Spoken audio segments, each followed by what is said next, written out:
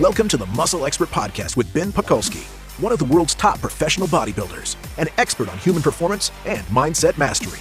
Ben dives deep to deliver the strategies of the top experts to upgrade your body, mind, muscle, strength, performance, biochemistry, and how to become the upgraded modern man. What's up, ladies and gents? Welcome to the Muscle Expert Podcast. I'm your host, Ben Pakulski. We always frame this podcast around living your greatest life in your greatest body. Sleep, as you all know, is a huge contributing factor, possibly the greatest contributing factor, right? So if you're not getting enough activity during the day, you're not going to sleep. If you're getting too much light during the day, or they're not the right types of light, you're not going to sleep correctly or not sleep properly, and it's not going to be rejuvenating to your body. We've gotten to sleep really extensively recently with Dan Party on a podcast. If you haven't seen that one already, I suggest you go check it out. It's absolutely incredible and insightful. Today, we're going to dive deep on Oura. So Oura is the ring that I wear that measures my sleep, and everyone wants to know about it. Everyone wants to know how it works. Is it accurate? How did they come up with it? All these amazing questions. And really, is there any benefit to tracking your sleep? So we went right to the source. We went right to the CEO of the company. Harpreet Rai joins me right here in the studio today to talk about the Oura Ring. And you guys know I've been using the Oura Ring. This is now generation 2 of the Oura Ring. I've used generation 1. This one's have massive improvements. It actually looks pretty cool and tracks really, really interesting stuff from the type of sleep you're getting. So are you getting deep sleep, light sleep, REM sleep? Are you being woken up? When do you fall asleep? Those things are very valuable if you're actually taking some means to progress and maybe change, right? So if you notice, hey, I'm not sleeping very well, I don't feel restful, knowing why is step one to changing it. So quantifying with the Oura is a super cool thing. It's also looking at heart rate variability. It's also looking at heart rate, body temperature, and activity during the day. And all those things are very, very interesting. And now we talk about why the ring may be actually more useful than using a watch, which most people are measuring through the wrist. Harpreet gets into some of the data as to why they chose the ring rather than a watch, rather than the wrist. And a lot of super interesting things. Plus, he's just a cool guy, and we have a great conversation. Very, very comfortable, not overly uptight. You guys will notice it's a really enjoyable conversation where we kind of poke fun at each other a little bit. We look directly at my data. Now, don't judge. It's my data. So do I sleep well? Sometimes. Do I exercise well? Sometimes. But here's the catch. I don't always wear my ring when I'm exercising. You guys can imagine if I'm doing really heavy lifts, probably not the best thing to be wearing a nice ring on your finger. So I take it off so not all my activity is tracked. But again, that's not why I wear the ring, right? I wear the ring to measure my sleep, which I do at least 5 out of 7 nights. Sometimes I forget to charge it or something and I don't wear it. But the cool thing about this ring is if you charge it once, it's good for 6 days. Super awesome. Anyways, hope you guys enjoy the show with Harpreet Rai. We have a really cool announcement this week.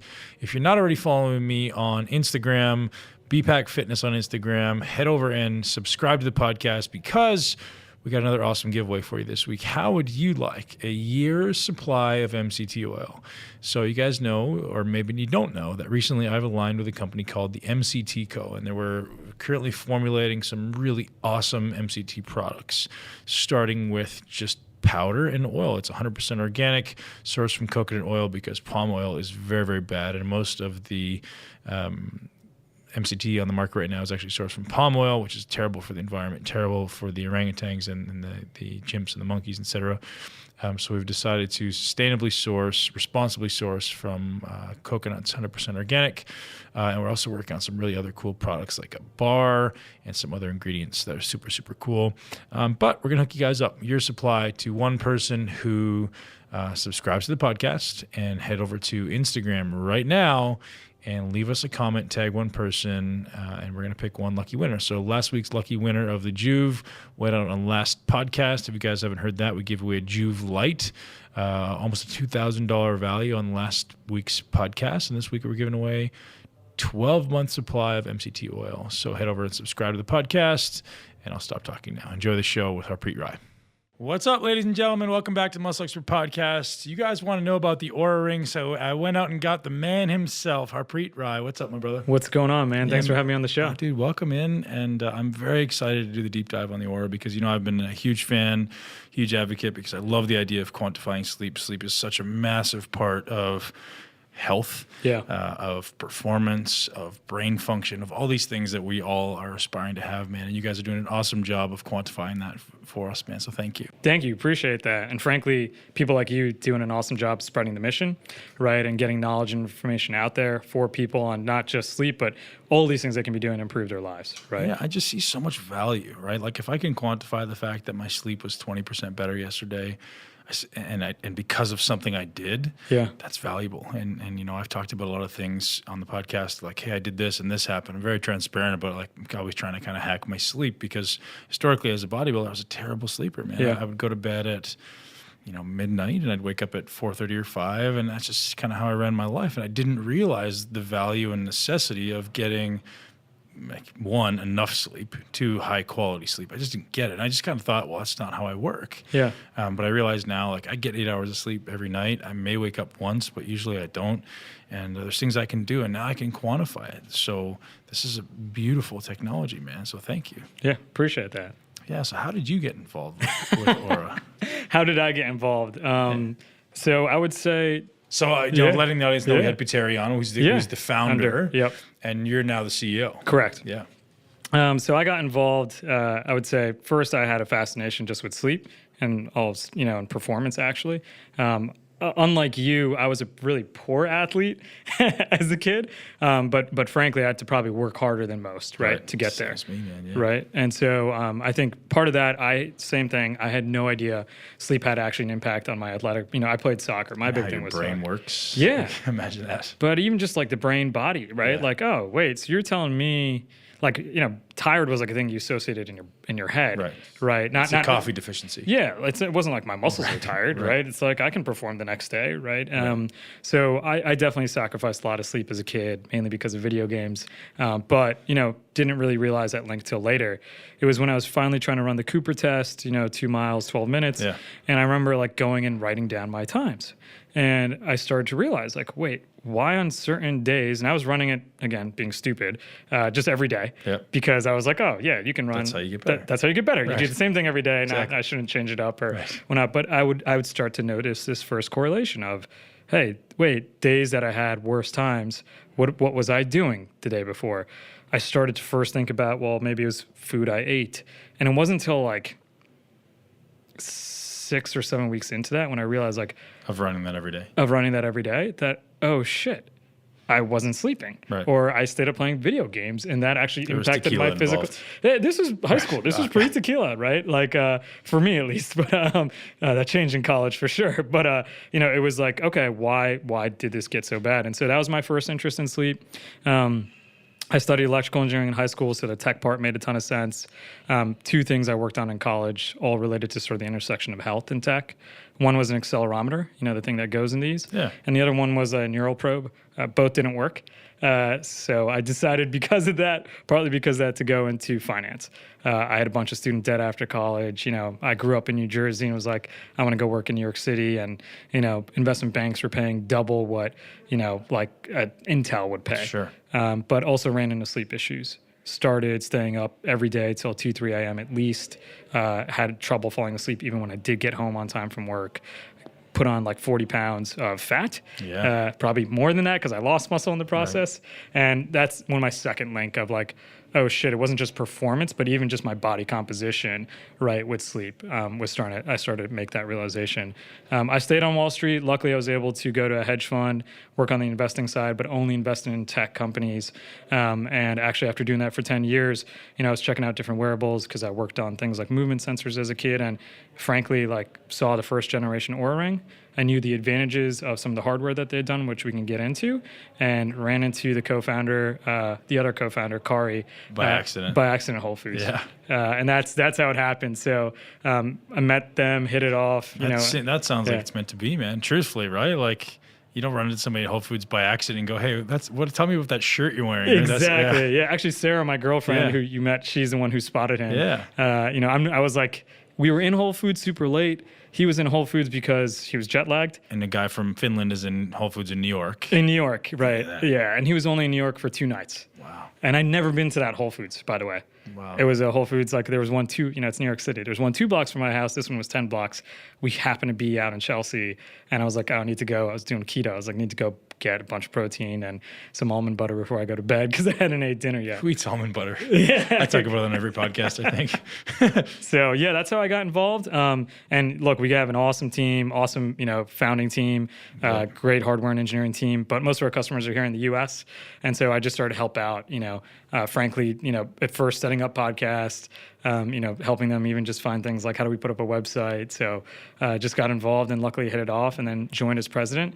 And then after, growing the company some more, both, I guess the board and the founding team said like, hey, we should probably build more of a team out here. So why don't you take over as CEO? And they actually probably wanted to do things that are more fun for them. So more on the tech, more on the innovation side, like, what's what next. You're good at. Yeah. Like let's focus on what we're good at. Very cool, man. And, I've met many of the people at Oura now, and everybody's been fantastic, which is why I've been so eager to get behind the brand. And it's not just like, I'm trying to make some commission or something. Like, I couldn't care less. It's like, it's a great product. Pateri was amazing with describing the function and why they designed it and all the benefits of the ring. And I want to get more into that today because some of our listeners, as I told you, had a hard time understanding Pateri with this deep Finnish accent. I understood it, man. I grew up around that stuff, right? Yeah. But a lot of people are like, what was he saying? Is there subtitles? Yeah. So I love you can handle a Canadian accent, so maybe it translates. I don't know. No, I grew up around Eastern Europeans, right? Like, okay. Yeah, the neighborhood I grew up in was either Italian or Eastern European. Like, I understand European accents. People always think I'm crazy, but I can understand what everyone's saying. Yeah. Good listening skills too, right? Practice.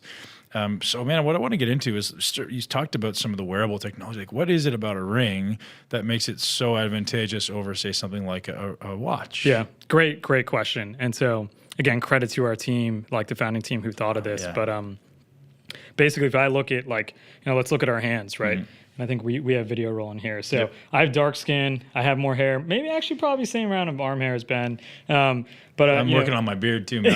I'm coming for you. Catching up. We'll tie a turban on you next and take you to Temple with me one day. But so if you look at our wrist, right? My wrist, dark. Decent amount of hair. There's actually a decent amount of skin, cartilage, bone, tissue here, right? And these are veins, right? You flip the other side, like you were taught in grade school. You can see yours, right? You have much lower body fat than I do right now. We're going to work on that though. But you can actually feel my pulse, right, or your pulse, like you're taught. So it turns out that these arteries have anywhere from, call it, depending on which artery you look at, 5 to 10 times more blood flow than the vein on the other side, right? Human anatomy wise, right? You take those arteries, you go into your palm, they're super close to the skin. I mean, look at our fingers, right? They're red, skin. Right? Beautiful. They're, a lot of blood flow there. So it turns out that pulse signal, because those arteries are so close to the surface of your skin, is about 50 to 100 times stronger than that of your wrist. So it's like, that's where we can get the best signal. Let's start there, and there's definitely like any company when they start, like, dude, no one's ever done that. Like, all the sensors you buy off the shelf, are for a wrist, right? There's like people who are making these like Maxim integrated circuits, right? And this is the ecosystem that I knew, guys like AMS out in, in Switzerland. Like, there's ready-made components all built for the wrist. And so to do something on the finger was like, some of the team was like, well, this is the science side was like, this is the best signal, right? But then the hardware guys were like, you're crazy. Right. We can't fit that in there. Small? Yeah. And so that was the challenge. And turns out also not only is it the best signal, and we can get more into that, like how do we use that, but also it's the most comfortable to sleep with. For sure. So, put something on your wrist. No one really wears like a regular wristwatch. I can feel it. Like I can feel the light into my wrist, which is weird, but like, I don't know if everybody can, but I feel like I can, and I don't want that. And you're absolutely right. I don't want to wear it to sleep. Yeah. We made some conscious decisions about that. So it was like, okay, let's fit it. You want to make it comfortable, but then even the light, right? We chose infrared, right? I think most common wearables are using green. But the problem when you sleep, like you said, like that green light is distracting. We actually know that it disturbs and hurts your sleep. So we chose infrared, something that we know is actually positive for the body. So how do we turn a pulse into you're in deep sleep? Sure, yeah. So that is a lot of data science and signal collecting. And again, things that happen during the stages of sleep. So if you go like read, if you were to go study some at Berkeley and take like one of Matthew Walker's like maybe undergrad courses, I'm just making this up. I don't know if he teaches this per se, but you'd be like, okay, what happens during sleep? Okay, well, during REM sleep, we know people are dreaming, right? We don't know necessarily why, but let's say we know they're dreaming. Yeah. What happens to their brain and their body? Well, it turns out, okay, their neural activity is actually firing in a range probably, north of 15 hertz, 30 hertz-ish, somewhere between that range, right? Okay, what else is happening? Your heart rate is generally a little bit more elevated. Your heart rate variability probably has a little bit more dynamics. Your respiratory rate is actually you're breathing almost like you would be during the day, right? It's like you're dreaming, so it's changing a lot. And we know you're generally for the most part not moving. Some people move during REM, but a very, very small amount of people. So then we can be like, okay, how do we back into those physiological signals, right? And then how do we test enough people to make sure that it's accurate and represents what's going on in the brain? Just being completely straightforward, if you wanted the best sleep tracking, you should wear a full, PSG setup with, the 20 wires, whatever you want on your head. But no one's then you can't sleep.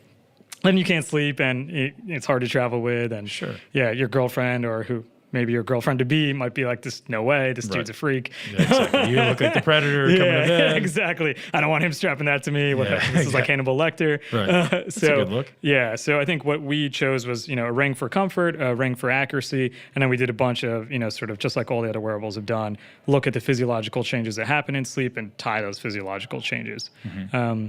I think just one thing that's important to know is that sleep science is still a new science.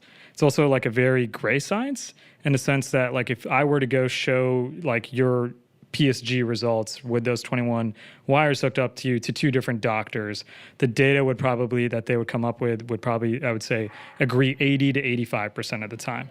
So a lot of time you're between sleep stages, right? Like your brain is actually in different, ranges, or does it look like it's in REM or light or deep? Right. So you're trying to quantify a subjective thing. Like I don't know exactly where we are, but we think you're probably here. Yeah, we think you're probably here. Yeah. Based on your staging, it looks like you're here. Right. So I would say any wearable is going to be less than that. So if the medical grade test has a 15% standard error, a wearable will be less than that. Sure. We believe we're at 70%. We hope to externally validate that.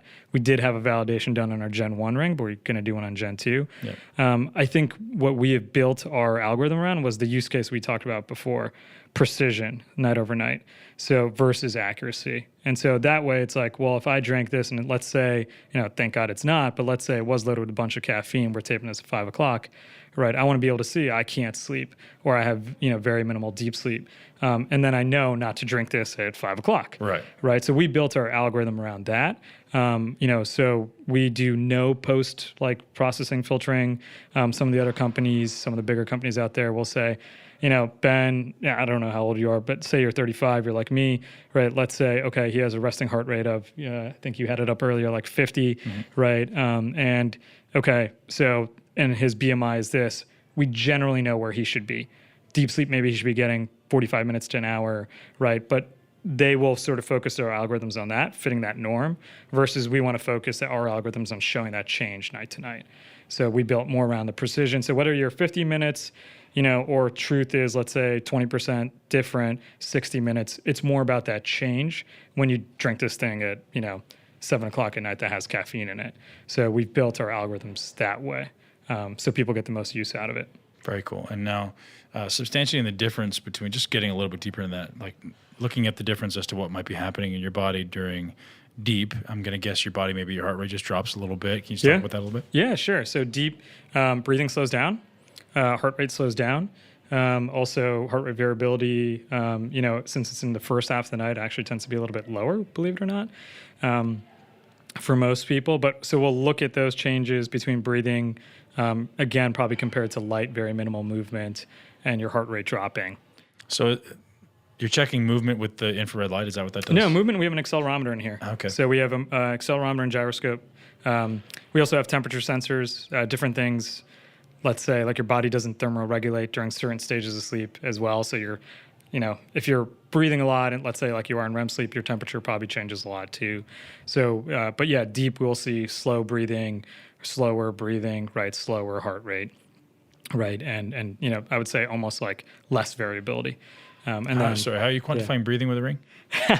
Very good question. Because the signal strength is so strong, we're shining it at 250 times a second.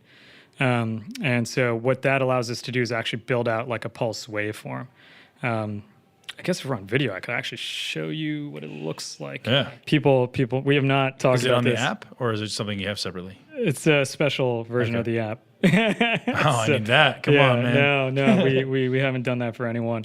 And this is like not like something we demo a lot. We just use it for internal purposes. Getting special privileges. So yeah. All right. So here's my ring. So it's looking, if you look at this same thing, my pulse waveform right here, it's going to find that signal and boom. So now it's picking up this heart rate signal, right? And every once in a while you'll get some drift in the sensor. So that's what that was. And so based on the shape of actually that peak, right, we can see sort of when you breathe in versus when you don't. Based on movement or based on what's happening in your artery? In your artery. So what ends up happening is like basically when you breathe in, right, that heartbeat will be a little bit sharper and be a little bit higher. Like take a big deep breath and see what happens. It won't show it on this because we're not magnifying to the same level. And actually a drift just happened. So you're not going to be able to see it live, but we are making a mode where you will be able to see it live. So this isn't meant for that. This is just all raw data, but we're looking at all this stuff behind the scenes all the time. And so based on that peak, like I can even draw it on technically that. everyone is being monitored for that. We just don't get to see it. Correct. Yeah. Shady Harpreet. No, that's I'm just not, kidding. no. I'm just kidding, man. By the way, we can't even store that Right. because that's so much data. That's 250 data points per second, right? You can't fit that kind of memory in the ring. Right. But what ends up happening is basically on that pulse waveform, you'll see that all of a sudden the amplitudes will change based on when you're breathing in. And so you start to like recognize those patterns. And what do? You test against it, strap people up, look at their data overnight versus polysomnography. And then you can start to see, okay, yeah, it looks like we've fine-tuned this algorithm. So it looks like that this is when they're breathing in. So that's, because we're shining at such a high fidelity versus the other wearables. So wrist-based wearables, because they use so much more power to get that signal, right? They actually are normally using anywhere from 1 hertz, so 1 times a second. They're shining a light to call it like 12 to 20 hertz. And this is 200, you said? And we're at 250. 250. Yeah. So because we don't need as much power because that signal is so much stronger. So because that, we actually are looking at that pulse waveform the whole night. No other wearable device does that. And because of that, we're able to pick out sort of those peaks and troughs. So what are you trying to extrapolate from that? Well, that's respiratory rate. So you asked how we do breathing. Right. That's how we do breathing. Sorry for the long answer. Okay. Yeah. But is there anything else we can extrapolate as far as useful data, just other than like, hey, breathing less? So we're starting to look in. There's so many medical use cases for that pulse waveform data. So we're working with some guys. Places like UCSF has done a bunch of work. So we're starting to talk to them and a bunch of other researchers. Things in the pulse waveform data, AFib. We know that these are things that other wearables have worked on, and obviously we're exploring it too. But also there's things that we can find from apnea, things that we can probably find from hypertension and from diabetes. So I think UCSF and Apple had done some good work out there that's public, and I think like we're trying to find the right partners to do more of that too. So crazy. Yeah. Crazy. Sounds like valuable info. Do you think in the future you guys are going toward being able to store that data and actually use it? Yeah. So we store certain components of the wave. Right. You can't, because of the memory limitations, store that whole wave. We are creating versions where you could store more of it, and at least maybe do it like I just did it, transmit it. So like for researchers that are doing some of the stuff, can I just transmit it overnight? Or I think the biohacking geeks in us would all be like, hey man, I want to see what happens if it's real time, and I can see like, hey, what actually happens to if I do this or if I do that, or during training, and see what we can do to manipulate things. But that clarity of that wave where you could clearly see my heartbeat, if you looked at other wearables because the signal's weak, you wouldn't be able to see that full waveform. So if you imagine, if I took that wave and showed you, call it 1/10 of the data, right? Or 1/20th of the data. You would just be like, oh, that's a peak. But they wouldn't know sort of how high is that peak versus the other peak, right? What was the, let's say even timestamp between each peak. So I think that's the advantage we have, is that granular pulse waveform. Hey, I interrupt this podcast to bring you another message from MCT Co. We're hooking you guys up. So on top of giving away a year's supply of MCT to one lucky winner, we're also going to be hooking you guys up with a buy one, get one free deal. But you got to do it now. You got to do it fast because it's not going to last forever. If you go to mctco.com right now, you can enter the code BENBOGO, Ben B-O-G-O, buy one, get one, BENBOGO, and get 1 free bottle of MCT oil. When you purchase 1, you can order 5 and get 5 free ones if that's how you want to roll, because we're hooking you guys up and it's not going to last forever. That's an incredible deal. Head over there now. I use MCT every day in my coffee. I use it on my salads. If anyone's already in ketosis or wants to be in ketosis, MCT oil is one of the absolute best ways to do it. Our MCT is about 2/3 C8. So if you know anything about C8, that's going to be the best one for brain performance. We're about 33% C10, which is suggested to be the best for neural inflammation, so brain inflammation and brain fog. So we did a nice combination of the two because both of them have incredible benefits. Head over to mctco.com and use the code BENBOGO. Enjoy the rest of the show with Harpreet Rai. We've done a lot of podcasts on sleep, man. I'm fascinated with sleep. We had Dan Party on just recently. Oh, nice. No way. When was he on? Just recently, last week. Oh, no way. He was down here? No. We actually did it remotely. Oh, okay. Cool. Yeah, he's the second time I've had him on. He's just so fascinating and such an encyclopedia. Yeah. So, we're doing a lot of podcasts on helping people hack their sleep and giving them action items to make it better. And Dan did an incredible job of kind of demystifying deep sleep and starting to understand the importance of all the levels of sleep and how certain hacks can impact deep sleep but may take away REM or light sleep. And so you did a really good job with that. So I want to stay more on having you validate the value of this stuff to people, validate just the implications of the ring versus say one of the wearables, and also want to get into HRV because as I say to every one of my coaches, this is my new fascination. If we can learn to have really accurate measures and quantifications of HRV and be able to hack that on a real-time basis, that's extremely valuable. So let's talk about HRV and how you guys are. Obviously it's pretty simple how you're measuring, but if you want to tell us about that. HRV in terms of I would say the importance of it, and your listeners probably know, but probably I would say within our users that probably are focused on athletics, right? That they are using that as a measure to hey, am I overtrained, undertrained, right? What kind of workout should I be doing this day? If I have pretty good HRV, maybe it's a good day to go for a PR. It's so much more than that. Oh, yeah. I don't want people just to disregard it as someone. If you're not an athlete, it's not going to work. It's so much more valuable. Yeah.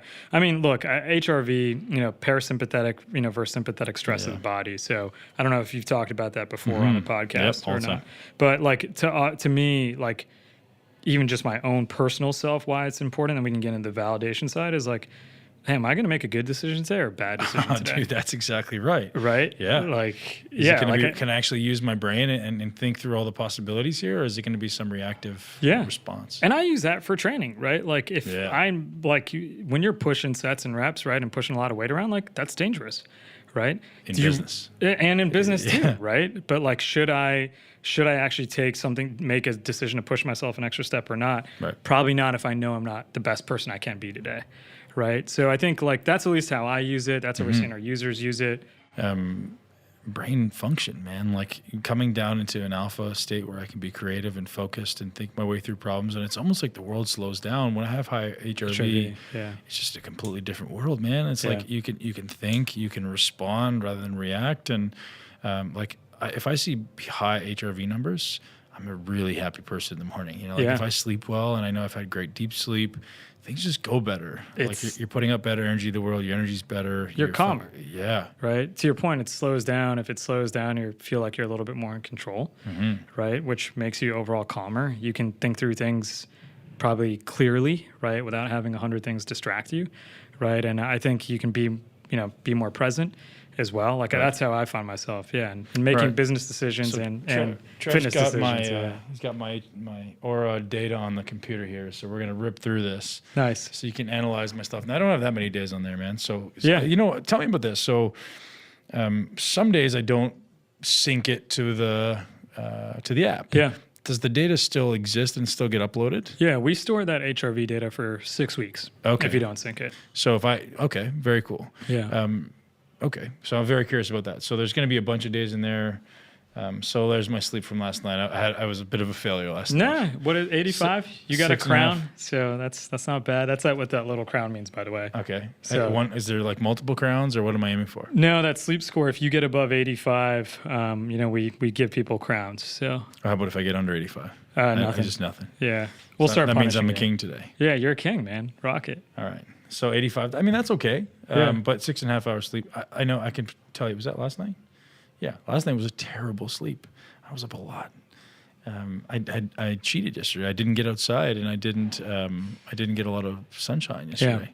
Yeah. So it was not a good day. And I told you, man, I went to sleep last night. I felt great, and then I was up a lot. You're up. Trev? Can you click through that? Oh, there we go. Oh, nice. We have it wired up here. So we're still giving you some good credit. Look at that sleep time. Yeah, we're too nice. Yeah. I don't know how I sleep. I don't know if I fell asleep. I think I laid down to read at 8:49. Got it. It'll show. I think it'll show some latency because I didn't move. Oh, but you're up. Damn, yeah, you're up at 4:20. You weren't kidding. You're up earlier than I am. Total sleep was low. Efficiency was good. One wake up. I would say more than that. Let's see where the wake up was. REM sleep. Look at that big wake up right there. Right? It's like 1:30. I was up for like almost probably half an hour. Half an hour, yeah. But I mean, look, overall, this looks to me pretty damn solid. So the reason you got a decent score is like look at your REM sleep and look at your deep sleep. Yeah. And your latency wasn't that long, right? You fell asleep. It looks like at 9:10. How are you able to be so accurate? Like I'm very curious. Like how can we differentiate between? How do we know exactly when I fell asleep? Sure. That is a complicated question. Our chief scientist would be able to answer that better than me. But one thing we look at is we do have temperature sensors on here. So immediate temperature change, immediate heart rate drop kind of thing. And respiratory. So it's all those physiological signals we see. I mean, temperature is really interesting when it comes to sleep because, as you know, when melatonin's released, right, your core is actually trying to cool. Yeah. So if your core is trying to cool, heat's getting released through, your extremities, right? Your fingers, toes, and your head. Right. Right. And so when you sleep, we see that temperature change. Even before we start to see it, but it gets more significant. So that's one of the things we use. Then we use, again, a combination of the physiological signals. So do you stop moving? Right. So we look at sort of movements in all direction, X, Y, Z. And then the gyroscope even has 6 more axes of direction. What's a gyroscope? A gyroscope is like it's a movement sensor, just like an accelerometer. So differentiate between those. Oh, more axes. Okay. Accelerometers are typically 3. Gyroscope will be 6 to 9. Okay. So yeah, you can get X, Y, Z, and then all the other planes. So this isn't tracking like steps per day though. It is. You derive we do that in the activity count, but you use accelerometers to derive that as well. So based on. So it's all. But when you're falling asleep, we'll see. Okay, movement slows down. Respiratory rate slows down, heart rate slows down, temperature increases a bit. Technically, core is decreasing, but we see the temperature increase on your finger. So 36%. We don't get to see the passcode. Man, they blocked it off. Apple's smart. Yeah. 36% deep REM sleep. Yeah. According to Dan, that would be spectacular. That would be high. That's spectacular. Yeah. So I'm almost off the charts there. I would say. How much is, it's like relative to that bar. It's sure. Like, so, I know some of the stats, and we will start releasing some of the stats publicly. So, how old are you? 37. 37. So, yeah, I would say above 2 hours, you're probably in, that's a 85 to 90% night. You're in the top 15, call it percent with getting above 2 hours of REM sleep. And you're right around there, 2 hours and 20 minutes. Deep sleep, that's solid. Hour and a half. I would say, again, that's probably for your age group, probably top 20%, maybe top 30 or 20%. So you're up there. We do find with athletes, by the way, they tend to get more deep sleep than people who aren't as physical. So I've seen NFL players get 3 to 4 hours of deep sleep. Really? Yeah. Not as much REM. Their brain needs it. Your body adjusts, right? Your brain is smart enough to realize okay, what happens in deep sleep? Muscle repair, testosterone release, right? So if you're putting just cleansing all of that oxidative stress, right? Totally, yeah. So versus REM, more, let's say, call it memory consolidation, right? More learning, right? Athletes don't do much learning. We do more oxidative stress. Well, it's more you do both, right? Yeah. But it's which one does your body need more of? So, but no, you're like I said, you got above an 85 last night, so you're a solid sleeper, even though it feels bad for you. That just means you're an overachiever. I'm for long. Yeah, you know you're an overachiever though, so that's all right. So now we're looking at my resting heart rate. Now that looks like a pretty good. That's a pretty good variability. Can you click on that? That one you can't. The HRVs, and if you click the readiness tab, you'll see the HRV in that one. Anything else down there? So if you scroll to the bottom, your HRV was that's a little bit lower. Did you train? Did you train last night or yesterday? No. I took the day off. Do you mind if I swipe here or there too?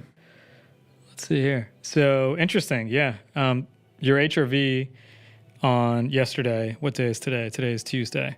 So something you did on your HRV was almost double that day versus, Monday night, So it could just be a case of the work week setting in. What am I looking at? Just your average HRV was 29. 29 if I go back. And 38, so not 50% difference, I guess. 40 versus 30. 43. Yeah. What did I do there? That one. Okay. So it looks like your averages are probably around, call it 35 to I remember 40. having some pretty substantial. Well, let's see if we got some big ones. Oh, your maxes are really high, which is good. Okay, so tell me how to read that. So for an average person looking at this app, what do these numbers mean? I would look at your average HRV. We tend to focus on that more internally as a company. A lot of this data, by the way, has not been collected before. Because if you think about it, most people take HRV just first thing in the morning. Right. So not many companies have had, millions of nights of data with HRV throughout the whole night. But what we have found is actually overall your average HRV is more indicative of how you feel, how you perform the next day, right? That's sympathetic versus parasympathetic stress. Right. So I would say you're actually average, if not a little bit below average for your age. So average people, I would say between... My training has been next to nil lately. Next to nil. Yeah. But by the way, that actually might be why. That's what I'm thinking. Yeah. So what we find is people actually, a lot of times when they train, they might actually see an increase in HRV, especially after a day or two, right? So that could be a sign for you to get back in. But, at the same time, too, it's like... I will say, like, you might go for a super hard workout one day, and then your HRV goes down. It goes down because you need to super compensate. Your body will come back a day or two. But I would say most people are using that HRV number and trying to adjust their training off of that, or they're using it for other things like, hey, your HRV is a little bit lower today. Maybe there's some type of stress going on. It might be a good day to meditate. Is there an ideal range, or can you tell me about, like, is it just kind of based on my averages where I am relative to myself, or should I be looking at averages for an age group? So we, philosophically as a company, the reason we haven't put it out for an age group, and again, we will start to do this because so many users have asked, is because it's sort of like lifting weights. Yeah. Like, how much should I be able to bench press? Sure. More. All of the weight. Right, all of the weight, right? Like, whatever I'm doing, I want to be able to do more. Right. So how high should your average HRV be? Yeah. Higher. Right. And so let's, it's like you walk in the weight room for the first time. If you look at everyone else, you'll never come back. Right? Focus on yourself, right? Like, so you're walking into looking at your HRV for the first time. Right? Okay, let's go ahead and figure out, what are the things that make it higher? What are the things that make it lower? Maybe for you, I'm just making this up. If you haven't been to the gym in a while, let's get you back to training again. Yeah. Find out that it actually de-stresses you, right? Actually increases the HRV. And now you'll know that, hey, actually 30 for me is low. 50 for me, my average might be high, right? And like, I want to start to shoot for 40s. What are and 50s. high-end numbers? Dude, some of the Tour de France athletes, man, we had a couple guys on Tour de France wearing the rings. They were clocking above 100 on average. Right. So I remember, I don't know if it was with this ring or the previous ring, like I was usually up between 78 and 90. Yeah. And I was like, okay, that's a good place to be. Yeah. But yeah, that's why I was with this one. I mean, I'm definitely not training the way I used to. Yeah. I think it was just earlier in the year. I don't know how far back this goes. You said it goes back 6 months. We can. No, that's just data. It stores on the ring if you don't sync it. But if you have old data, we'll be able to pull it from the cloud or even go back in here. Very cool. Yeah. We don't have to bore the audience with this stuff now. But I was just very curious to have, walking through the app. It's a very aesthetically pleasing app, man. You guys did a really good job. It's very easy to navigate, which is a big problem, right? So some of these apps that you go on, I go on once and I'll never go back. Yeah. I actually I'm curious to wake up every morning and check my Oura data. Appreciate that. Yeah, we did win an award for the app design, a Red Dot Award. Yeah. Were you involved in that? No.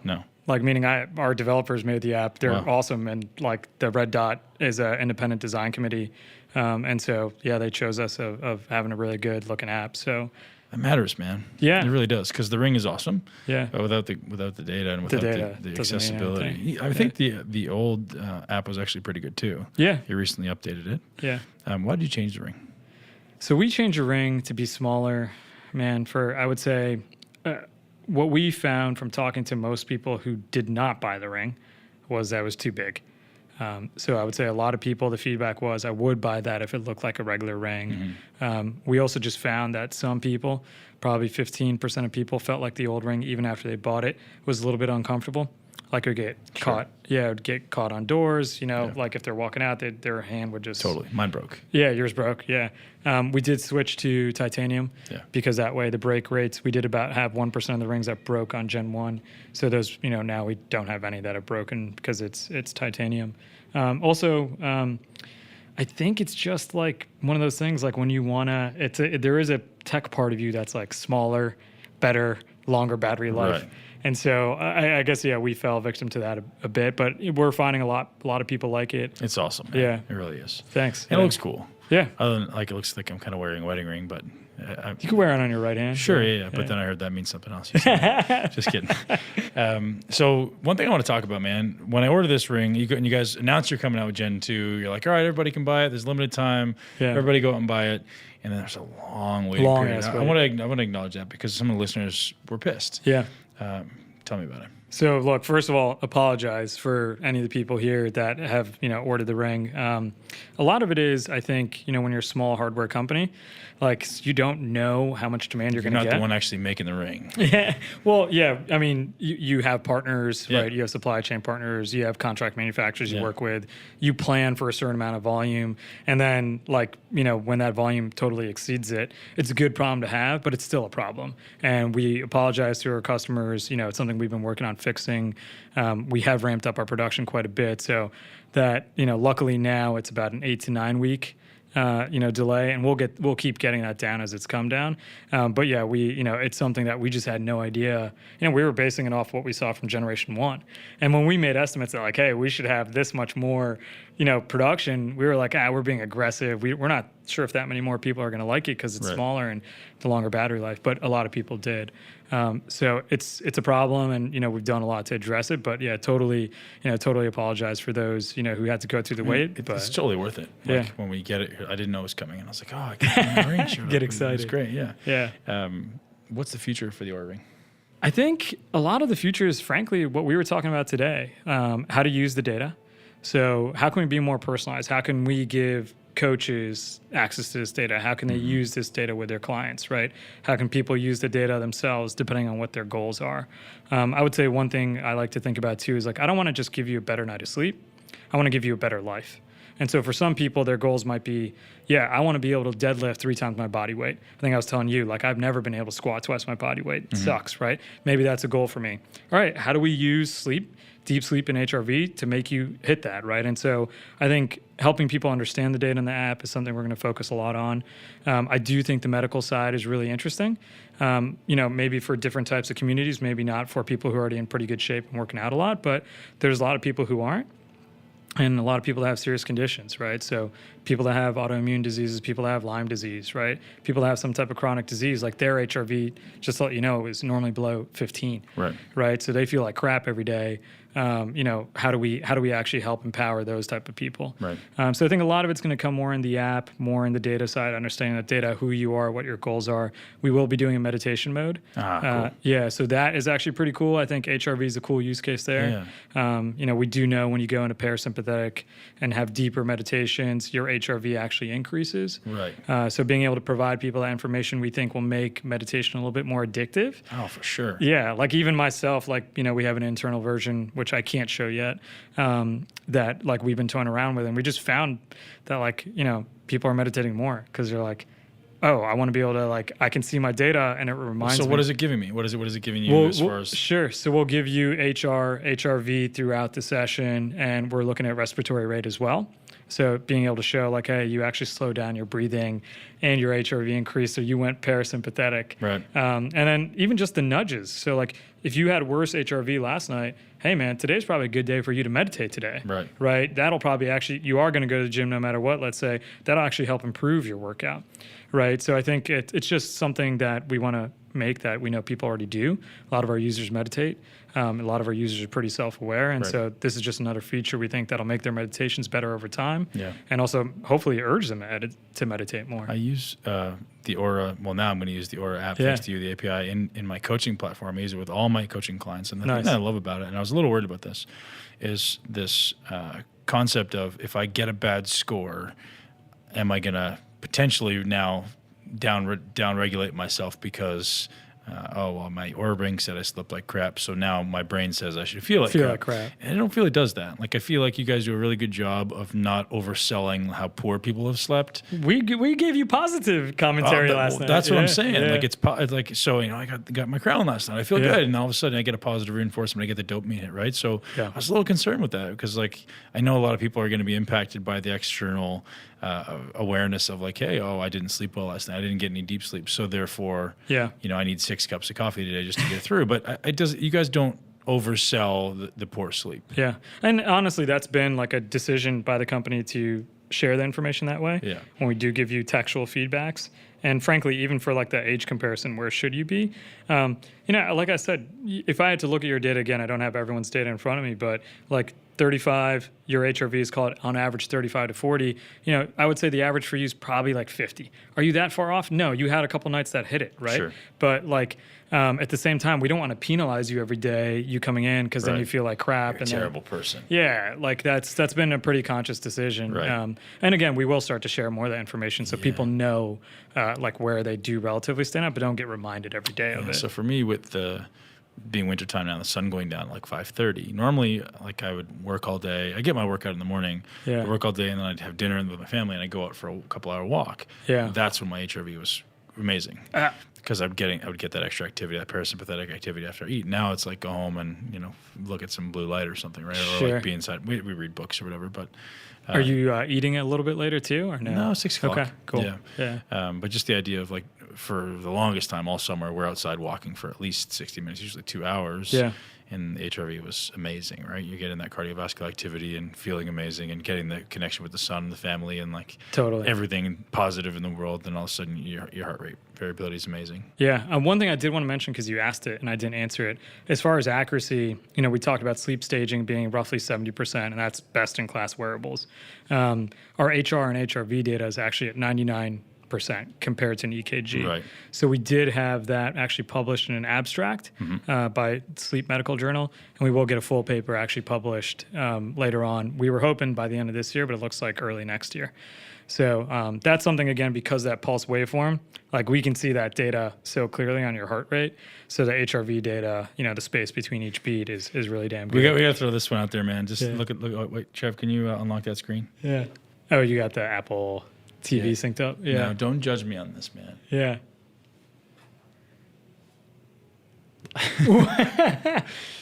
Yep. This is today? Yep. Okay. It's a good day. Man. What? But you were saying you're not working out a ton. Is this today or is this? Yes, today. So 8 hours and 22 minutes of inactivity. Really? Damn. Yeah. I guess they wouldn't count yoga as activity, right? Probably. But they probably wouldn't count. Would they count like a workout as activity? Like, because I'm not getting steps, right? Yeah, you won't be getting steps, but we'll actually see movement. So I think yoga should be counted as some activity depending on like how slow the yoga is. Pretty slow. Okay. But it's very, deep methodical. Long breaths. We did actually integrate with HealthKit, by the way. I know what that is. But at least my recovery time is optimal. So if you guys are watching this, you're not watching this on YouTube. Yeah. I have a lot of red on my daily activity from today. Are you sitting at a desk most of the day? Yeah, man. I've been doing my writing and stuff. Yeah. Doing podcasts and stuff. Actually, today I didn't sit that much. I think I only sat for maybe 30 minutes today. I'm going to pull mine up. So what am I? I'm not. You got to show me up like that. No, I'm not. Well, today. Look at that one, because you guys walking. Where'd you walk? Well, I walked a bunch, but I also worked out this morning. Well, I worked out and didn't show. So here, I don't know if I took it off. Actually, this is an overstatement for me. So, but it'll actually say I did strength training. I burned 891 calories. That's actually way more than I did. But we are starting to import that data with HealthKit. So if some people are using apps for yoga, we'll start to pull that in. So the activity data will keep getting better. Super cool. Yeah. So I'm an underachiever today, man. I got to be honest. But I'll get my workout in this afternoon. Cool. And this evening now. Yeah. And probably go for a walk after dinner. Like, I'm always getting something. Just usually way too much sitting. I'm writing a book, man. I'm writing a lot of content for the website, so sitting on my butt too much. Well, I mean, I'm just curious. We were talking a bit before. How do you like? What is your right now? You're saying you do what? 1 of 3 things. You'll either walk, yoga, or workout. Yeah. Sometimes I do both, but the last 2 weeks or so has been much less. Yeah. Just because it's been busy. It's busy couple of weeks. I mean, that's the hard thing about running a business, right? Yeah. Like I'm sure a lot of listeners too, right? Just, we want to be good at everything we do, right? We want to be good when we're in the gym, but we also want to be good when we're out. So sometimes, one side's winning, the other side's losing. It sort of feels like that, but that's what keeps life interesting, right? Yeah, and I always know how to go back there. Like I actually, for some reason, I enjoy pushing hard in a lot of things, but I realize that if I'm pushing hard when I'm training, my business suffers. Yeah. So I have to balance. If I push too hard, like you talk about decision making, if I work out the way I work out, everything goes out the window because I'm gassed, man. Especially if I'm training like hard. Yeah. Like my brain doesn't work the same. So if I need to write, I'll usually intentionally like do a yoga session or do a walk because I'm not eating enough to recover from those workouts. Yeah. And my brain's just like, man, I'm gassed. So. But there is a point, like, and this is where we do want to bring the app to. So right now, like if you think about it, why is sleep important for you? Sleep's actually probably not that important for working out for you right now because that's lower on the totem pole. No. But managing a business, writing a book, right? So the creativity side, like no offense. And making me a better person. Your REM sleep, like your brain's probably listening. Right. Your REM sleep's off the charts. What do we know about REM sleep? Okay, creativity, right? It's been shown in many medical studies that actually memory consolidation and creativity, right? If you think about that in the correlation to REM sleep, that's super important. So that's more important to you in your life right now. And so we should be highlighting that. So I think that's where we want to start bringing the app to, like what's important for you, Ben, right now, right? And then, okay, how do we bring those attributes of sleep to you, right? So for me, let's say, I would say right now, probably not getting good REM or good deep, right? Just, managing a business that's growing. Mm-hmm. But I do want to start getting back in shape. And I just started, as you saw on my app, starting to go to the gym again and probably going a little too hard just because I've been there. So was it a weight workout? Was it a cardio workout or both? Today was both. Yeah. But again, neither was great, but it's still better than anything. Sure. But so for me, I'm paying attention to my deep sleep and my HRV right now because I'm like, okay, finally getting back to the gym after not hitting it really consistently for probably 2 years. I want to start getting consistent, start at 3 times a week. And I'm looking at my HRV data to start eventually up to 4 to 5. But there might be a point, I'm pretty sure it's going to come again in 3 or 6 months where the business is like, screw that, right? Like the business is what matters more, right? Let's go ahead and actually, you've got back to maybe a little bit where you used to be. Now let's go focus on creativity, coming up with cool things we can do in the app. Yeah, man, right? It's the idea of the seasons, right? There's always winter, there's always spring, and waves. I think we're meant to live that way, and I feel great about that. Like for a long time, for 15 years, it was always spring and summer, man. You're always training twice a day, every day, and I've talked about this in the podcast before. I've actually tested my telomeres when I retired from bodybuilding. I had telomeres of a 51-year-old. Whoa! So I was like, all right, I got to do something about this. So I got to back off from the training substantially. I got to improve my sleep because I told you I was a 5-hour sleeper. Yeah. And I've brought it down, so now I'm 39. Okay. That was like 3 months ago. Yeah. It's a big improvement. So pretty damn close to your age. Yeah. And I'm still going the other way, man. I'm still I figured that with some fasting and some ketogenic programs and some other like supplemental programs, just keep reversing those telomeres. And I think I don't know how accurate it is, but some data says it's actually got some decent accuracy. We're pretty curious as a company to actually start getting some of that data, telomere data, genetic data, right, blood data alongside sleep data. Because sure, you can get your telomeres tested, but you might only do that test once every few years. What if we start looking at your sleep over, let's say, a year and be like, actually, Ben, looks like your deep sleep's down a bunch or your overall sleep quality's down a bunch. What's going on with your life? Maybe, hey, let's go get blood test done. Let's go get, telomere test done again, and just to see where you're at. So if you think about sort of that longevity of data, like these cycles that we go through in life, these waves, right? What I think would be impactful for you guys is looking at chronotype, looking at like giving people like, hey, this is your genetic data. Yeah. This is your chronotype. You should potentially go to sleep at this time, wake up at this time. Yeah. I think people would be likely to oblige. Some people. Yeah. So it's funny. We started that briefly in the app. So to me, it's telling me tonight, aim to go a bit bed a bit earlier, right? Sure. Between 10:30 and 11:30. Last night you went to bed at 11:38. Right. A little bit of a scold, not too much of a scold, hopefully. Right. But I think what we want to start showing you is like after that, the next step. Hey, when you went to bed before, in your case, like 9:30. Right, you're deep sleep. So like a daily prediction, and this is just my brain, but a daily prediction for me wouldn't, or a daily suggestion for me wouldn't be as impactful for me as like, hey, this is where you should be every day. Every day. Aim for this every day. Yeah. Because like that, I mean, everyone knows, and every listener should know by now that the ideal scenario is you're going to bed at the same time every day, you're waking up at the same time every day. Yeah, the consistency. Yeah. So letting your body get used to that. Like I wake up at, like I said, between 4:20 and 4:27 every day without fail, without an alarm. Yeah. Just because that's what my body. So what should we call it? So the interesting thing about chronotypes is like you're like an early waker, right? So I think Michael Bruce has obviously written a book on this. Right. But let's say like if we were to make some chronotypes just right now, what should we call them? What would you make like a? Well, the current, what the names are currently, right? They have like the lion and the bear, the dolphin, sure. Lion, bear, dolphin. I definitely don't want to be a dolphin. Yeah. So what should we do? What would make it fun for our users? We were talking about this, like how do we build more of a community? We'll start making shirts, right? So someone who wakes up, are you an early riser? You're late, normally I'm an early riser. I'm on the East Coast right now, but on the West Coast I am. Yeah. So what are we? We are. So you would classify us as lions. Yeah. Right. We're up. We're up early. Right. We're going after it. But I'm trying to think of something more fun, something like aside just from like a simple animal. I'm not good on the spot, man. I have to think about that. All right. It's homework for us. Yeah. I'm going to design the shirt for you. All right. Sweet. I'm not very good at that. You definitely don't want me to do that. You've been waiting a while. You know what? I think so. One, I don't know if animals are the right thing, but maybe I was even thinking like, I don't know. Yeah. Some type of like, maybe a hybrid of an animal. I don't know. Like a liger. I think the listeners need to send in some suggestions. Yeah, we need some listener suggestions on this. But yeah, absolutely. I do think you're right. That's probably a better way to present the data because you're not going to do it every night, right? Of going to bed at exact same time. We know that from our data. Mm-hmm. We see that on so many people. Most people aren't that consistent. But how much do you look at the data? That's an interesting thing. You guys sit back there and go, look at this degenerate. So, and can you actually pull data by name? Can you actually go and look up my data? No. So we're a GDPR compliant company. So you're not looking at Bex. No, we can only look at Bex data if Bex says, hey, please look at my data. Okay. So we can do that. But otherwise, we can, using unidentified, so not names, just like user, I forget, like ABCD Z160 or something. Sure. Right? Oh, that guy. What a bum. Or like that guy. Holy shit, he got 4 hours of deep sleep last night. So I'm going to Vegas next week. I don't want you pulling my data. So I do have the team platform. True story. I have a good friend he does have some insomnia.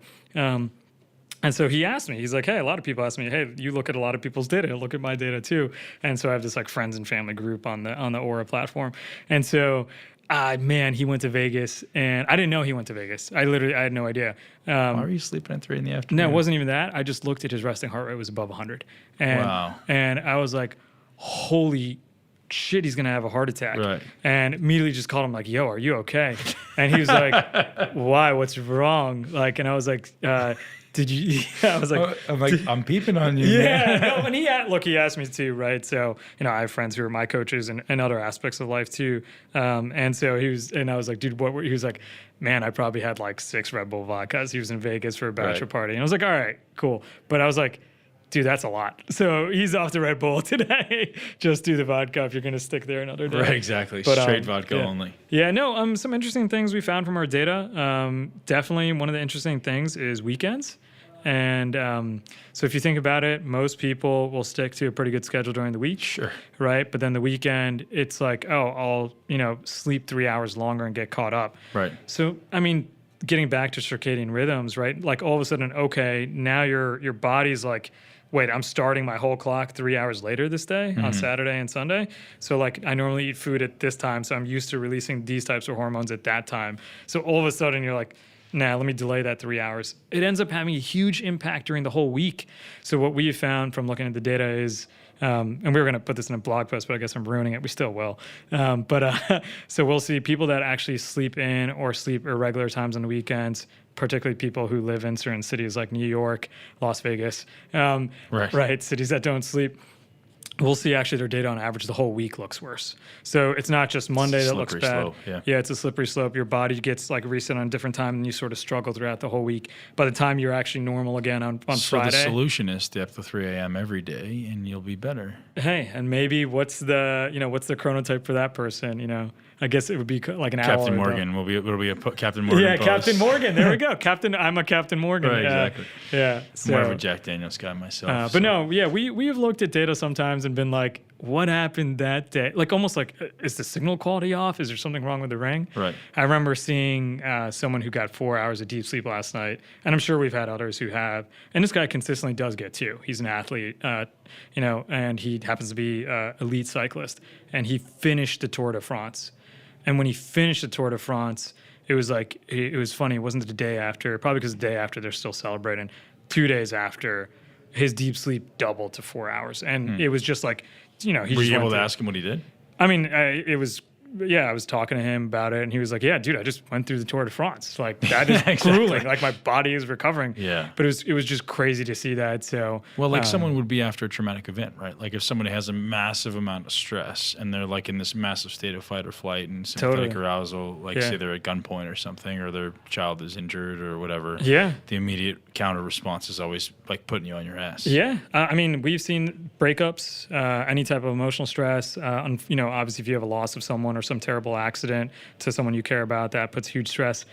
I did used to work in finance, so I do have a lot of friends who like Adderall, no, actually it would be like you see a stock drop, you see your portfolio drop the next day, boom, right? You're down 20%. Just imagine you've been working on that the whole year, and it goes, well, that we will see some pretty crazy data changes just on that work stress. Wow. Very, very cool, man. So one thing that you just brought up that I thought would be good to talk about is variability. Like, so we talked a lot about like how accurate it is and how you guys became accurate. Do you see any massive outliers? Has there been any issues with the ring? No. I mean, I think because we focus ourselves on precision, like we made sure that night-to-night variability is something that we we see a lot of. But I'm trying to think any issues that are noticeable. We have found for certain types of people that like their rings are either too loose. That can be a little bit of an issue that causes a battery to drain quickly. So we do have some people whose battery, instead of lasting 5 nights, 6 nights, will last 1 or 2. I think that's probably been the biggest technical issue. But again, it's a combination of like sizing. They probably didn't size right, and they might have just a weak pulse signal. We did find certain people that have super high HRV, actually, and we're adjusting this, have gaps in their data. And so that's something that we had to tweak the algorithm to, like if your HRV changes really quickly. So we would just show a gap in the data because we almost think it looks fake. But we have done more extensive testing on some of those people and found that, okay, actually, that's just something we have to adjust the algorithm for. So I think I told you about that. So that a fix should be coming out in like 3 or 4 weeks. But I think that's only affecting like 2 to 3% of people where they'll see gaps. Trying to think other technical issues. I think those are the 2 biggest ones. Right now. Yeah, so I had somebody who actually trains here who said his ring was showing him as asleep during the day. Does something happen? Yeah. We found that with athletes. His heart rate too low? Or? His heart rate's too low, and so that they'll actually trick the algorithm into thinking that. Well, that's probably a good thing, right? Yeah, but we're actually putting a fix out for that too. We did find that, but that was like sub 1, like half or not even, where we'll see it, and then people will write in and complain about it. So we get like pretty good data, tracking on any of those bugs. Outside of that, I do think we had one issue in the cloud where like the temperature data on the ring was actually showing differently from the cloud. That's because we have more temperature sensors in Gen 3 and then in Gen 2, sorry. And so already like when we were pulling that data into the cloud, it wasn't sure we didn't appropriately address that, like, hey, pull this one and this one to be comparable versus your data on Gen 1. So that one also a fix coming, but doesn't affect that many people. Can you share your data from Date with Destiny? Yeah. You gonna share it on your Instagram? Yeah, I'll share. How about this? I'll send it to you. Right. I'll post it on Instagram. We'll post on it. Yeah, we'll post it. So Harpreet's off to, is it tomorrow it starts or Thursday? So 2 more days. He's off to 6 days with Tony Robbins, which I'm envious because I was supposed to be there too, but something else came up. Yeah. I'm curious to see your data, man. I'd be curious to see Tony's data. Oh, yeah. Yeah, we'll definitely share mine. You'll be going just as nuts as him, man. Like that. It'll be I'm very curious to see your experience in that. Yeah. Even we found people that like we've seen, we haven't published this, but I think others have, that like things like earthquakes. Sometimes you'll see like people sort of have disrupted sleep all that night, and it can be like a low-level type earthquake. So we do think there's other use cases in the future that could be pretty interesting for that, right? Some environmental, definitely, the fires recently in California. So a lot of people actually that it was, obviously something tragic, but like, I did have a lot of people, me living in San Francisco, that have Oura Rings that were like texting me their data saying like, dude, I know I got to get out of SF. My respiratory rate increased, my deep sleep went down, and, they don't have, let's say, the greatest insulation in their homes, and, probably smoke was, How is everything over there now? I definitely think it's improved a ton. There was finally a 3 nights of rain or 4 nights of rain. So that actually, I think has almost fully put out the fire. What are you guys doing to grow the business right now? Like, how are you getting into more homes? Man, trying to do a lot. I think a lot of it we found is just educating people on sleep.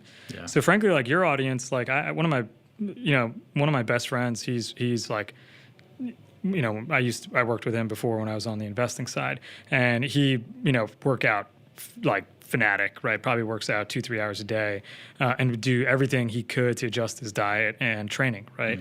Mm-hmm. And when I told him, like, hey, did you know that half your testosterone is released when you sleep? At first he was like, yeah, you're crazy. Hormone. Yeah. He literally was like, went on first time ever, like, and just bought it. And I've been working on Oura for a couple of years, and he's one of my best friends, and he hasn't done this. But when I told him that, it was, so I think a lot of what we're trying to do to grow the business is honestly just keep spreading the message of sleep and why it's important for you. So for Ethan, sorry, Ethan, I'm using your name now, but he works at a hedge fund. He's a trader, so he needs to be sharp on his feet. So he always got that aspect. But he was like, but even more importantly, you can tell everything outside of work is the gym for him, right? That's where he lets all that stress out. But also, he's just a competitive guy. Right, but if you're not sleeping, your cortisol is elevated. Yeah. So your testosterone is down again. So you get a double shot because you're not getting the release while you sleep. Yeah. Like you're going to impede your ability to but the average, function and the average person doesn't know that, right? So I think to grow right now, just telling people the importance of sleep, because all of us have goals. So normally, let's say, like my goal is to improve at work. Well, and your goal is to, let's say, improve your writing right now. You're coming out with a book, so you want to be as creative as you can be. Telling artists or creative people that, hey, actually getting good sleep is going to help you be better at writing a book. We had actually 2 authors recently just invest in Oura. So Neil Strauss, famous for writing The Game. Yeah. He's actually an investor, and same with Sam Harris, author of Waking Up. Yeah. So I think, we're starting to see these people that have different interests in different professions and what's important to them, and just the education of sleep. So I think a lot of it's probably that. I think the second thing is we need to focus on building a little bit more of a community. So creating something just so people know what Oura is, make it easy to share with people. Maybe it's the Jack Daniels T-shirt, I'm a JD, my chronotype is JD, right, exactly. Versus maybe the other one is I'm an Arnold, right? Maybe that's a cool T-shirt. I saw the Arnold picture you have outside in the front of the gym, waking up, success, right? Clapping the chalk.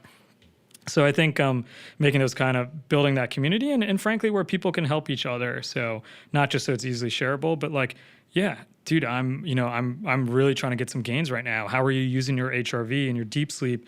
What are the things that you did right as a power lifter, right, or Olympic level lifter to go ahead and improve? So something I wanted to create a movement around sleep. This is probably 18 to 24 months ago. I started writing a different book, and I was like, or at least started writing a layout for a book, because this concept of own the night was a big thing for me, right? It's everyone wants to own the morning, but nobody's paying attention to the night. And I wanted to create a system on how to ultimately own the night. And I was like, we can create a huge community around this. There's a bunch of things I want to do. Obviously, it's a disconnect from what I do now. Sure. So if I did it, it would be a subsequent project. I'm giving away all my things now. But ultimately, there's a certain number of things you could do before sleep every night to improve your sleep. Totally. And ultimately to ensure that you're going to have successful sleep. And from everything from overcoming anxiety to overcoming the restlessness to overcoming the wake ups. There's some pretty definitive things that work, at least 80% of the time, I would say, to get rid of all those things. And, light being the biggest one, right? And we talked about that. Light's the biggest hack. Food is another one. Yep. Exercise is another one. Yeah, all those things are really, really basic and simple, and none of them involve supplements. Yeah. And I was just putting together a pretty extensive protocol around the 5 things I do before bed. And if someone has anxiety, one thing I recommend is journaling before bed and writing down either the things that you have to do tomorrow or the things that you've done today that were positive. Yeah. Like the things you've accomplished today. I think that's a big thing, and that's why people can't sleep sleep often is that they're dwelling on, the spinning beach ball of death. Like frontal lobe can't shut off, man. Yeah, it just keeps on going all day. Yeah. So I was heading down that path, but you guys should just create that. It's like create a community around how to own the night, and and then you can quantify that, because owning that is great in concept, but until I can actually validate that it's working, it's a totally useless reality, right? Yeah. No, I think thanks for the insight, and we've been thinking of things similar to that. But I think I own the URL. You can have it. You do? I think so. Yeah. Oh man! All right, what's the price? I'll talk about that. Not in front of the cameras. Damn, I was trying to get the public to help me out. Exactly. I think that would be a really cool thing. But even on the education part, like you just hit on it, right? Through that community, like people who have anxiety. One of the most impressive things to me was like a lot of the meditation apps. A lot of their usage now is actually coming from people who have trouble sleeping, and mainly because of anxiety. Mm-hmm. So a lot of them have created, I think Headspace and Calm recently have created programs for, hey, do we go ahead and actually cater right towards before bed so people can fall asleep and then feel better the next day. Right. So I think for us to like start thinking of those things depending on who you are, what your persona is. Right. Do you know what the best hack for meditation for me has been? Other than doing it every day. Yeah. It's most people are aiming to not be shitty. Yeah. Right. So it's like the person who goes on a diet to not be fat anymore. Sure. That's the worst framing in your mind. Like, it's not that I don't want to have anxiety anymore. That's not the way to frame meditation. It's like, how can I be the exact opposite? How can I be the most energetic, light-filled, happy person? Like, literally aim for the opposite. Yeah. And it's the idea of like, I just don't want to be poor anymore. Yeah. Versus I want to be rich. Yeah, it's just very focused on the positive, not on the negative. Yeah, so most people are focusing on. I just don't want anxiety. I want to have my anxiety go away, or I just don't want to be fearful, or I just don't want to have all these negative emotions. Yeah, and it's the opposite framing, right? And that's been a big hack for me. Is like as soon as I started framing like trying to fill my heart with light and fill my heart with love and exude love to everyone I come into in contact with, and boom, things changed. My meditation was better. My ability to calm down was better. To be in a meditative state was massively improved. And that's just the simplest thing, right? And that, when you talk about it and frame it around money, people are like, oh yeah, that makes a lot of sense. Because you don't want to say, I don't want to be broke. Yeah. You don't want to say, I don't want to be fat. Right. Like ultimately, no, you want to be fucking ripped. Right. Yeah. Or I want to be fucking rich. Like that's the different framing. And if you can shift your life away from the avoidance of pain and work toward the attainment of pleasure. Yeah. I think it's a much faster, more enjoyable route. You know what else I find with that is it's a pull versus a push. Totally. So like, I'm pulled to that. Like I want to be that. Like I'm naturally like all of a sudden having positive, thoughts about that. Like I'm being pulled to being ripped and having an 8-pack, right? Like why settle for the 6? Like let's go for the veins. Yeah, I want to be the best, right? I want to blow it out. Yeah. So no, I think that's a really good. Most people have underlying feelings of inadequacy. So they don't want to, like, nobody ever thinks I should try to be the best because, some people are going to think I have a big ego. No, man, like that's what drives you, right? That's what drove me to be a great bodybuilder. Yeah. Like there was nothing else in my mind other than being the best in the world. It wasn't like I felt egocentric. I was just like, oh yeah, I'm going to be better than that person, like for sure. It's sort of self-fulfilling, right? It builds your own confidence, and then you start feeling better, doing better, wanting to do it more. Actually, Neil Strauss wrote about that, like in The Game. Mm-hmm. Like you saw it just through his depiction of the characters. When people went in to learn how to be, pickup artists, right? Like there were a lot of people who were like, nerds, sat behind desks the whole time, never talked to girls, right? And his like, it's like immerse yourself. No, don't just be like, I want to be better about talking about girls. No, I want to be the center of the room. You're right? I want everyone looking at me, right? Like I want to be like the life of the party. And I think the reason maybe why some of those tactics were so successful is because you're right. It puts you in that positive mindset. Right. It doesn't put you at like a defeatist angle. It puts you at the winner's angle, and you're pulled to it, And if you just want to not be shitty, you're just going to do just enough to get by. And that's never enough to make progress, right? Yeah. And just enough to get by is never enough to make. It's just enough to pay your bills, right? Yep. It's not enough to actually be extremely successful. What's that other saying? Shoot for the stars and you hit the moon. Yeah, totally, man. Dude, Harpreet, you're awesome. Yeah. Thanks so much, buddy. Thank you, brother. So grateful to have you on the show, and I think everyone's going to go out and buy an Oura Ring. I told you. Yeah, we also have a coupon code for the audience. Hell, look up, man. Yeah. That's great. Thank you. So, we're doing $50 off for coupon code. I think we said BPAC, or whatever you prefer. Yeah, sure. Let's do BPAC. BPAC, $50 off for everyone. Oh, well, thank you, man. Yeah. Yeah, so I told you, you guys have graciously allowed me to incorporate into my coaching program, so which is super cool. Which is I'm launching January 1st a new coaching intake group. Nice. So they'll be able to access your data on my platform and my coaches can help to interpret and learn how to manipulate around your limitations. So if you're lacking REM, we'll give you some hacks. And I'm actually writing articles, and I'm sure I'll probably steal some information from your site. Okay. How hey, if you have low REM sleep, here's some things you want to consider, right? If you have low deep sleep, here's some things you want to consider. Kind of like it was all framed around that own the night concept. Yeah. I had already done it, so I'll just kind of poach it from the content I had before. Totally. But yeah, man, I think owning the night is probably the greatest performance aid. It's the greatest cognitive aid. It's the greatest life hack, man. Like when I found out I had a 51-year-old, biology, that was the first thing that I did. Because, dude, I told you for 20 years I didn't sleep. Like I slept 4 or 5 hours a night. So the first you were working out a ton. Yeah, twice a day, sometimes 3. So I was running on caffeine, and I was like, well, and I didn't even take that much caffeine, but obviously it had an impact. So the first thing I started doing was changing my sleep, and I noticed my demeanor changed, my testosterone was different, like everything was different. My ability to focus is completely different. My recovery is completely different. I feel like a different human being. Yeah. And obviously there's a lot of things going on in my life to change, but that was the biggest shift for me. So. It's insane. I know we already said at the end of the show, but now, I live in San Francisco, trying to obviously network with a lot of other entrepreneurs. A good friend of mine, starting another business, actually in sort of pain relief.